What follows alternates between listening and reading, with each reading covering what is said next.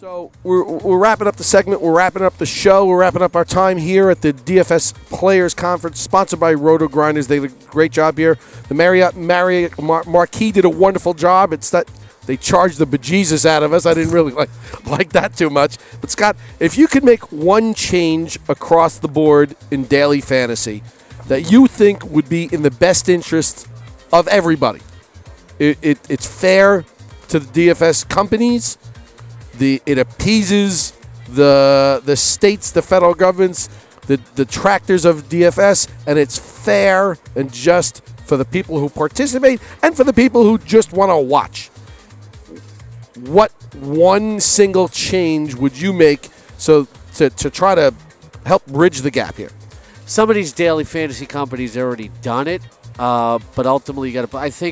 I think you would play for prizes other than money. I think, maybe you would play for memorabilia. Maybe you play for trips. Maybe you play for tickets. So the prizes aren't fully money. So it's not always about investing money necessarily and purely about money.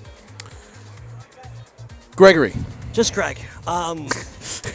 I think what obviously has to happen with daily fantasy is there just has to be, I think, more transparency, and that comes with regulation. I think we've talked about that a lot this entire weekend, and just making a clear set of rules, making a clear set of where everything is going, how much they're making here, how much the government's going to wind up taking. There just needs to be more transparency within the industry. When everything broke a couple of weeks ago, Scott, we sat on the radio and it was just like, listen, if they're just totally honest with everybody, where everything will be clear, no one will have a problem, everyone will understand.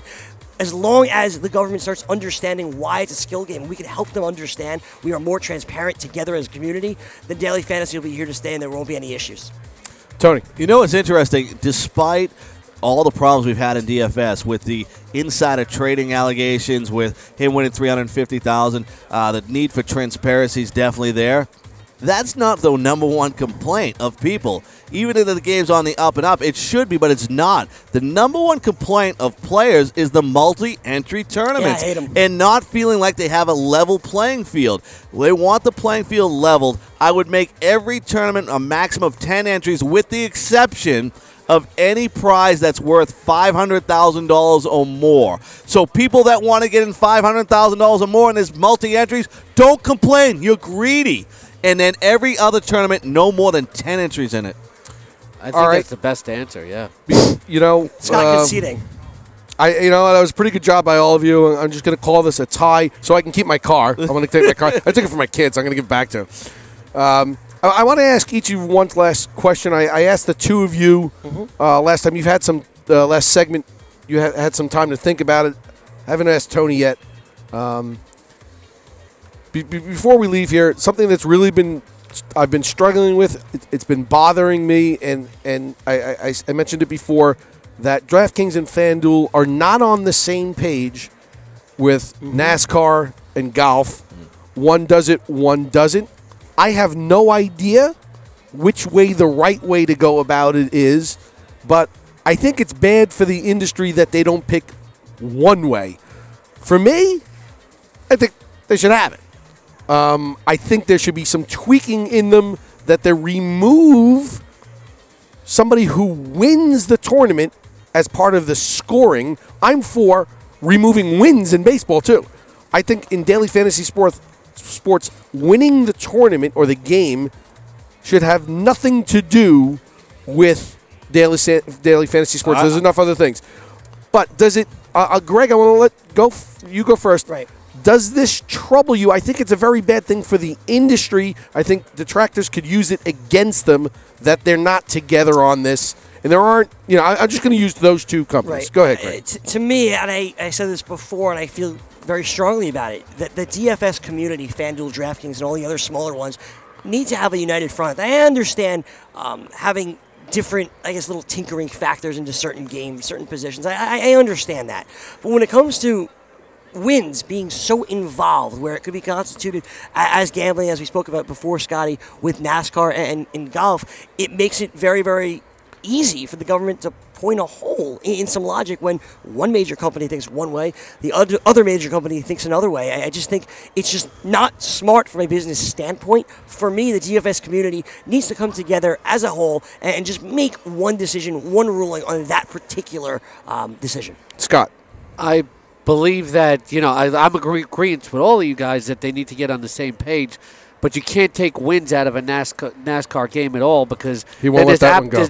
No, because you may not understand the sport, but there's absolutely no reason or compelling reason to play the game if you take away wins. I think the companies need to get on the same page and maybe not make it a single event to where maybe qualifying is more involved. Or you play each tournament over 2 races. But if you take out wins, it's almost worthless playing a NASCAR game. All right. I like Mike's point on baseball. I think the wins should be gone for a couple of reasons. But one, let's take the winning out of it. So I think that's great. You go to whatever you want to put in there. So I thought that was a great point.